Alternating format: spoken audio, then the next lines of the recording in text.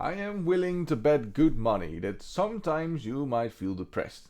Not in a medical sense, but maybe even in a medical sense. You'll definitely feel powerless sometimes. Or lonely, it happens to the best of us. Or just generally overloaded with life. And this is what we're talking about today. We are talking about anxiety and what we can do to better visualize it. So if all the things we talked about don't happen, then we'll do this. It can start as simply as not getting enough sleep, or stressing out about going outside and touching grass, or the feeling of exhaustion when seeing people, and therefore having to cancel meetings beforehand and feeling guilty afterwards. It's also just that when you're among others that you don't really feel the connection with them. All of these things can be contributing or an origin of anxiety. Maybe you can imagine that after COVID, or unfortunately for some just by growing up, our social lives start withering away, and with it our capacity to deal with the challenges of life. Not only does everything feel more overwhelming, and not only has life become more overwhelming, definitely, our ability to deal with the challenges of life has also diminished over time. And don't worry, this will not be a video telling you just that the weak people need to get over their fifis and be stronger. Knowing me, we will only do marginally better than that. So let's start playing with words. I have personally always hated the concept of venting, blowing off steam. It imagines stress to be akin to steam in a steam engine, a machine if you will, the exact opposite of a human. And that's ultimately the point of the video. I'll talk about why I don't like the analogy of venting, and I'll propose a better visualization, and that why it's so important to really conceptualize the mind differently than how we usually do so. Blowing off steam is a good start of our exploration. So imagine a machine. You've got a machine and a valve that releases the steam from the machine. When steam builds up and this pressure builds up into the machine, there is a valve that opens up that releases the steam into the ether, which means that the pressure is off, therefore the stress is gone, and the machine can continue on like nothing ever happened. Humans, on the other hand, are not like that. They cannot just get rid of the pent-up emotion and just make it disappear. Like all energy in a closed system, first law of thermodynamics, all energy gets conserved or transferred or converted within the closed system. It just doesn't disappear. So, because we humans are closed system, it either bottles up for the next explosion, or it gets transferred onto others in the form of venting, that's where we have it, or it gets converted, commonly into things like rage. Very much unlike the machine, humans are social creatures. So the moment that you release your energy just willy-nilly, it has very real lasting consequences for you and your immediate vicinity. And you didn't actually address the problem that you had, or gave it a place to prevent it happening in the future. In the same vein that we talk about converting the energy onto rage, which I very much do not recommend, you can have the alternative of transferring the energy, so transferring the stress that you experience onto others, and we call that venting. So when you vent steam, for example, it goes up in the ether, nowhere to be seen again, causing no immediate trouble. But if you would substitute this with other gases, as we know for greenhouse gases like CO2, it might go up in the ether and you won't see it again, but it might cause trouble in the future. And in that way, venting the steam doesn't resolve the issue or give it a place to prevent it from happening in the future. Also, imagine you're the engine. Imagine you're the engine and you're just venting the steam and others that you care about are close around you. The boiling steam will very much cause severe damage if they are not wearing the adequate protective gear that they need in order to deal with it. In this analogy, the brighter the fire of your problem, the more intense the steams you produce, and therefore the more you endanger the ones around you that you love. The ones you love might not have the right tools, so for example protective gear, or stand at enough of a distance away from you, so be able to not get too emotionally involved in your matters, to be safely around you when you're venting. So if you decide not to vent, when after a while you just let the pressure build and build and build, inevitably you will burst, doing way more damage, not only to you, because you'll be in shambles, but also the people around you. But in a world where bursting is normal, it can just justify a lot of destructive outlets for a seemingly uncontrollable reaction. And where aggression is a particularly common outlet of bursting, it really doesn't help, but it also doesn't even consider the possibility of lasting consequences at that time. Because once you're burst, there is no true repair. The Japanese actually have a way for this. It's called kintsugi. It's the idea that you've got a porcelain pot or any possession that you have that is valuable, and that you purposely shatter it, but you then glue it together with a kind of golden looking glue that will make very obvious when you put it back together that it has been shattered, but it is a sort of art. It enriches the product that you had by the story that it has now when you see these very visible markings. But it's never truly repaired to the way it was. Otherwise you'll find in a vicious cycle of bursting and repair.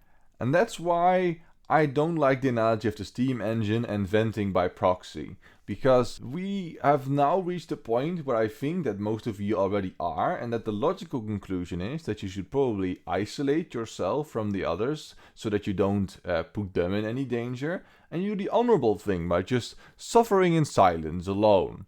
And therefore you do prevent that you lash out at them when you are going to burst. And in order to take the heat of others, we isolate to burst all by ourselves, isolated, and well, at least they are unburdened, right? But this actually exacerbates the problem. Who will repair us when we burst alone in the middle of the desert? How will we vent to prevent the next burst from happening? So the analogy of the steam engine and steam, when we talk about venting, it promotes isolation at best, and it justifies very destructive tendencies at worst. Emotions were never dealt with, they were never given a place, we never found out a way to prevent the next burst, and every consecutive burst will happen quicker and quicker, and you'll get a short fuse. So I've been talking about venting all I want. But what is a better way of conceptualizing the mind when we think of stress that is less destructive? So let's start with an anecdote. Recently I talked to a good friend of mine about the idea that you should release toxic friends when they can't be there for you. And in this case, when they can't be there for you when you need them to have these very difficult venting conversations when you're stressed out. On first glance, it sounds pretty non-controversial and standard. That you should get rid of toxic friends when they can't be there for you, because that's what friendship is all about. You get the idea. It just so happens that I had the privilege to talk to the toxic friend in question beforehand, before I had the conversation with the good friend of mine. In this particular case, I know that my good friend has always been there for the toxic friend in question whenever she needed to talk about anything, when she was going through rough times. But now, I also happen to know that the toxic friend gets overwhelmed by the negativity very easily and is not in a good place herself, and therefore she usually takes on the negativity of that conversation, of the venting, takes it on to herself and is doing worse as a result. Some people just do not have the tools to adequately deal with the venting. So if the advice is so straightforward and everyone would do what my friend wanted to do, then the toxic friend would be gone, right? But the toxic friend would also be doomed to never get any friends at all. There will be lots of people like her. There will be lots of people that are either depressed or in a bind themselves, that don't have the tools to deal with the venting and therefore cannot be a good friend at all, that will just be doomed to further loneliness. Oh, and that exacerbates the problem, of course. This scenario inspired me to think about the way that we conceptualize venting and how we could better frame anxiety and stress. So first I advised my good friend to not burn the bridge. For one, he can't afford to do so, but also it would be a waste since the toxic friend really does care about him but just can't be there for him in this particular capacity. So, in the spirit of burning bridges, let us talk about bridges. Our minds have a lot of stress to deal with, and that stress weighs on us like an actual weight. So imagine stress here like this weight. Imagine they are just trucks driving 1 ton of weight. And when life gives us these trucks, we have to find a way to get rid of them. And we need to find a way to give them a place to deal with them ourselves. Some days are stressful and will give us lots of trucks, and some days will be chill and give us no trucks. If we don't give the trucks a place, they will return to our storage and take up space in us.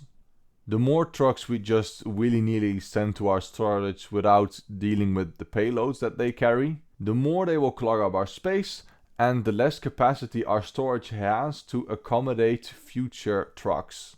If our mind has the ability to store 100 tons of weight, then if we already store up 95 tons in our mind and life happens to throw us 10 trucks in one day, then we'll get overloaded and burned out and depressed as a result.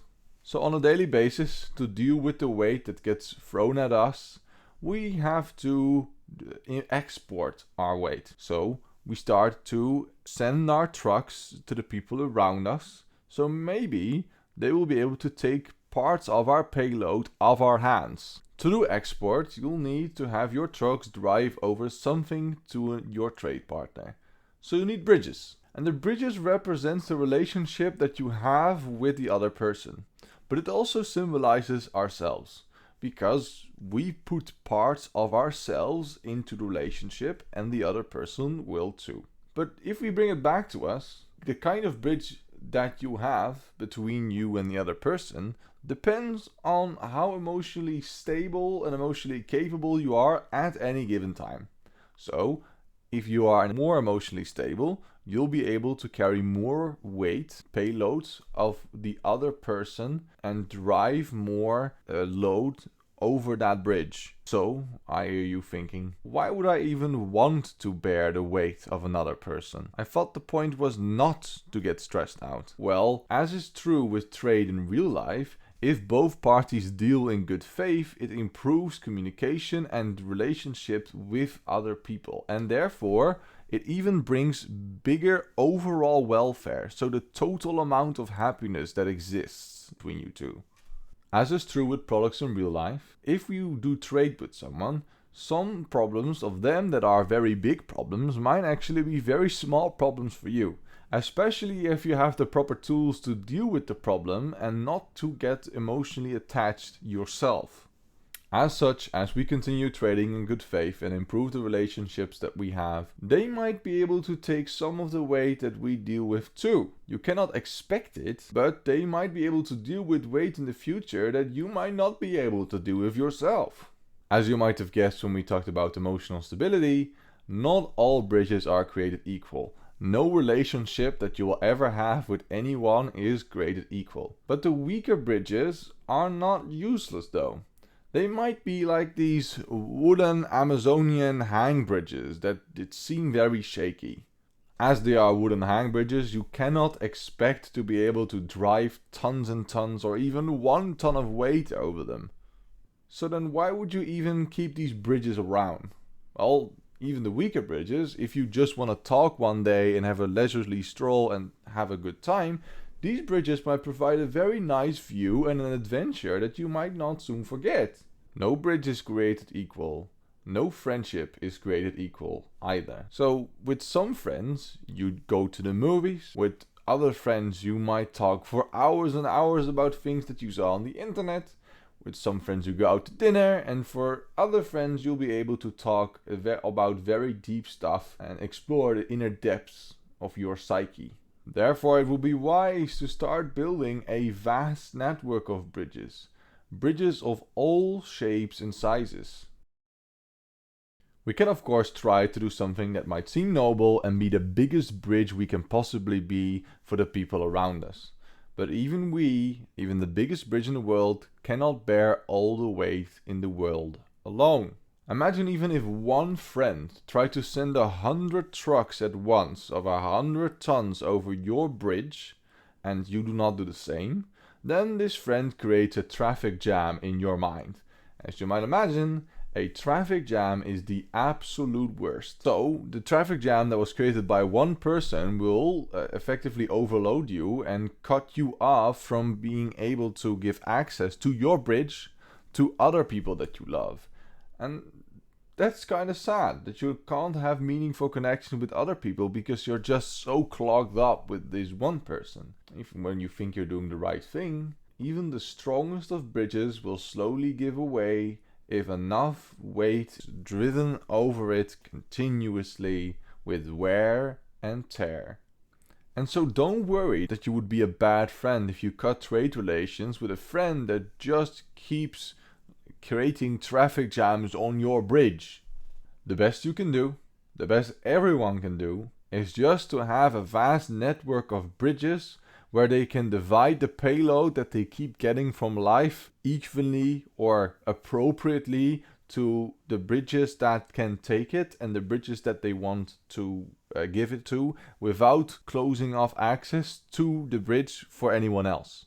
In other words, you have to decide that with so many different ways and so many different friendships, that some friends will be able to deal with some news better and therefore it will be less weight for them. Some friends will be able to help you with other things better. Sometimes you need, for the same problem, you need to divide it upon multiple in order to make sure that you get the feedback better.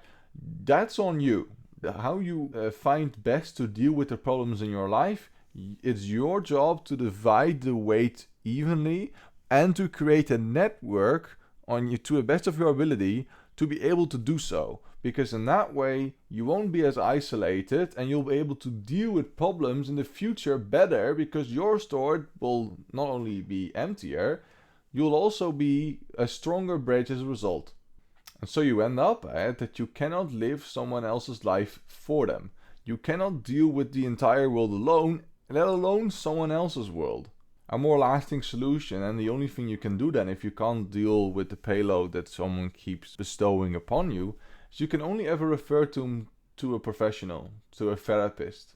They need someone that is not only has the better tools to deal with the situation and therefore better be equipped to help them clean up their storage, if the person has less in storage on a daily basis, so if they aren't at a 95 level every day, then they'll also be better at dealing with future problems when life throws them 30 tons, for example. But that's what therapy does, and it's not your job to do for them. You can only ever recommend them. Who knows, they might even become more emotionally capable, and therefore the things that used to be 30 tons in their life might all of a sudden become like 15 tons or 5 tons. And when you become more emotionally capable, they can also become better bridges for other people, therefore strengthening not only your connection with them, their connection with themselves, but their connections with everyone else. Personally, I think therapy is never done. I think that in a better world, everyone would have access to a therapist at all times, and not only have access, it'd be more normalized, and people will just routinely have therapist appointments. If they want, of course, it should be available. Everyone benefits from going to therapy at the end of the day. Everyone benefits from having the ultimate bridge that cannot be destroyed, that whenever stuff hits the fan, then they would be able to drive off massive amounts of weight towards there and be able to learn to become stronger bridges themselves. So I ultimately encourage everyone to go to therapy if it's available, if it's feasible, even when you don't think you immediately need it. Cleaning up the storage every now and then is a pretty good thing. Being able to deal with more weight at any given time is a good thing. We'll all be better bridges for it, we'll all be better for it, and we also have that line when we ultimately very much need it without putting too much load on the people around us, because a vast network of bridges isn't built in a day. We aren't even taught to do so, because some people are taught to have a vast network of friends that we call friends, for example in college, that are ultimately quite weak bridges because you never really strengthen their foundations or talk about difficult stuff, and so you have a lot of wooden hang bridges. And some people, pride themselves of only having a very small circle of friends that all are very strong bridges. But sooner or later, if either one of those bridges falls away or a heavy enough load happens to all of you at the same time, then the bridges will slowly be chipped away at and will be less strong as a result. So I mostly encourage you not to think about venting, not to think about feeling guilty about having these relations with other people. You should make sure that you have a vast network of them, and therefore you can have all different kinds of trade, have all different kinds of relationship with people, because that's ultimately needed to be able to be capable to deal with problems in life more effectively. If you have that vast network of bridges, you improve the bridges that you have, and you're able to be vulnerable and weak in order to grow stronger bonds later, and to have maintenance on other bridges when it's necessary. Ultimately, dealing with stress is best done together. Do not isolate yourself in this case. Don't think it's heroic to suffer in silence. That will only lead you to clog up your storage again, to be able to deal with problems less in your life, to get a weak infrastructure all around, and therefore have a starving population in UVale. So by all means, start building bridges. But I want you to take a moment and just take a step back and understand that I'm not saying that you need others in this life to be content and to have a life at all. I'm saying that it's better to have others in order to thrive. And this is just another way that that manifests. Also be careful, when I say you need others to thrive, it's not a transactional thing. It's not to use them. It's not to only have them when necessary, not only when it suits you. Alone we can only do so much. We cannot have transactional relations with everyone around us. We can't carry the entire world on our shoulders like Atlas does. As the world grows more complex, we'll need more types and stronger relationships in order to deal with the problems that the world presents us. We can cower away all we want and burn out all on our own, like a matchstick that just burns out, but you can also transport the flame and share the warmth with the people around you. For our minds to be able to keep up with the problems that life presents us and deal with the underlying baggage that everyone always has, we cannot do this by our lonesome. If you for some reason managed to get to the end of the video, hi, I'm very thankful for you. You're looking fabulous, by the way. I hope that you will like and subscribe to the channel. That's the standard stuff. But I also want to know whether you've ever felt that isolating is the best solution to dealing with your anxiety. And in the meantime, I've got a video that I will recommend and put you on the screen if you like this one, and I hope you see you there.